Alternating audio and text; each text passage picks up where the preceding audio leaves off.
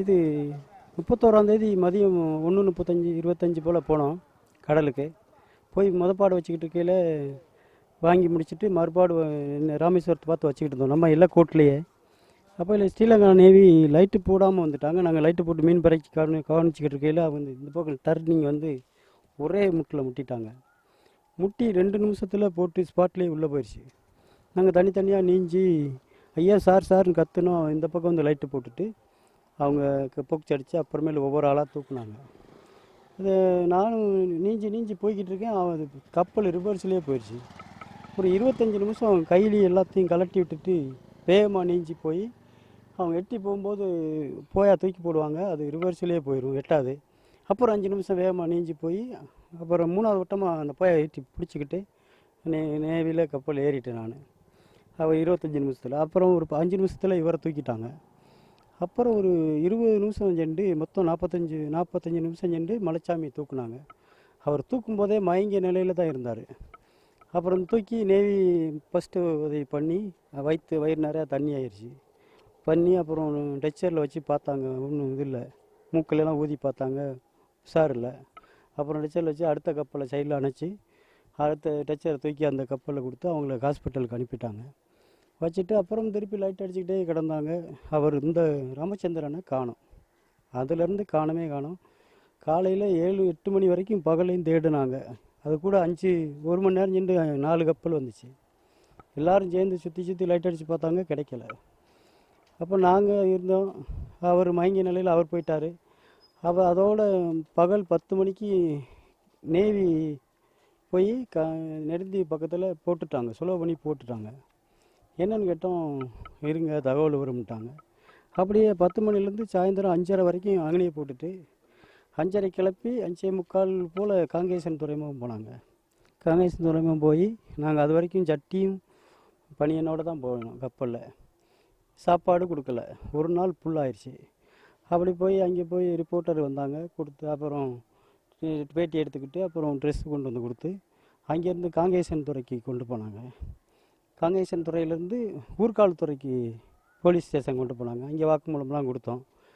இங்கேயே கேட்டோம் மலைச்சாமி என்னாச்சுன்னு. அவர் நல்லா இருக்குன்னு சொல்லிட்டாங்க. அங்கே போனின்னு பார்த்தா அவர் இறந்துட்டாருன்னாங்க நைட்டு 7 மணிக்கு. அப்புறம் அங்கே வாக்குமூலம்லாம் கொடுத்து பக்கா 7-8 பக்கம் வரி கொடுத்துட்டு அந்த கப்பல் படை 4 கப்பல் கேப்டன் வந்தாங்க. அவங்கள விசாரித்தாங்க. நாங்கள் எல்லைக்கோட்டில் தான் இருந்தோம்.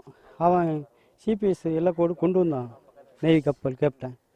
அதோடு அவங்க பார்க்கையில் கரெக்டாக எல்லைக்கோட்டில் தான் கிடந்துச்சு, தாண்டி போகல, இங்கிட்டும் வரல. அவங்க ஏன் முட்டினேன்னு கேட்டார் அந்த சிங்கள போலீஸு. இல்லை நாங்கள் பெட்ரோலுக்கு போகிறீங்க அப்படி இப்படின்னு தலையை சொரிஞ்சார். பேசிக்கிட்டு இருந்தாங்க, என்னாச்சுன்னு தெரியல. நான் கரெக்டான வாக்குமூலம் கொடுத்துட்டேன். அங்கே 11:30 ஆச்சு. 12:30 போய்ட்டு இந்த நீஞ்சினது காது வலிச்சிச்சு, அப்புறம் நெஞ்சு வலிச்சிச்சு. அப்புறம் தெல்லிமலை ஒரு ஹாஸ்பிட்டல்லேருந்து என்னை சேர்த்தாங்க. சேர்த்துட்டு அங்கே பூரா இருந்து காலையில் 9 மணிக்கு அவர் டாக்டர் 6 நாள் இருக்க சொன்னார். அவர் பிரேதம் இறந்துட்டாருன்னொடனே ஒரு டிஸ்சார்ஜ் பண்ணி வாங்க, இவரை கொண்டு போகலாங்க. சரி, அவசரமாக டிஸ்சார்ஜ் பண்ணி யாழ்ப்பாணத்துக்கு வந்து அவர் சர்ச்சு வந்தார். அங்கேயே இருந்து போஸ்ட்மார்ட்டம் சர்ச்சு பரட்டி பார்த்துட்டு காயமில்லை, போஸ்ட்மார்ட்டம் பண்ணுங்கன்னாரு. இப்போ டாக்டர் கூப்பிட்டு கேட்டார், எப்படி நடந்துச்சு, நேவி முடிட்டாங்கன்னு சொன்னோம். அந்த மணிக்கு சரி நான் யாருக்கு உறவினரா, ஆமாம் உறவினர், எல்லாத்தையும் உடனே அனுப்புகிற மாதிரி பண்ணுறேன்னு அவர் பண்ணி கொடுத்தாரு. அதோடு இங்கேருந்து திருப்பி 1 ஹவர் இந்தியன் எம்பாய்ஸ் கூட்டிகிட்டு போனாங்க, பேசி கூட்டிகிட்டு போனாங்க. அப்புறமேலு அங்கே போய் தான் திருப்பி சாப்பாடு எல்லாம் கொடுத்து, குறிப்பாக இந்தியன் எம்பாசி தான் ரொம்ப பக்கா வேலை பார்த்தாங்க. அவங்களுக்கு தான் குறிப்பாக அந்த சாய் முரளி சார் ரொம்ப பாடுபட்டார். அவருக்கும் நம்ம இந்தியன் எம்பாசி குறிப்புக்கும் மிக்க நன்றி. அடிக்கவே இல்லை, முட்டினது ஒன்று தான். தவிச்சு போனதுனால தூக்கி வச்சுட்டு இங்கே உட்காருங்கன்னு ஒரு ஆள் தமிழில் சொன்னார். அடிக்கலை. ஆனால் சாப்பாடு கொடுக்கல, தண்ணி கொடுக்கல. தண்ணி கேட்டோம், ஒரு ஆள் தமிழில் வந்து சொன்னார்.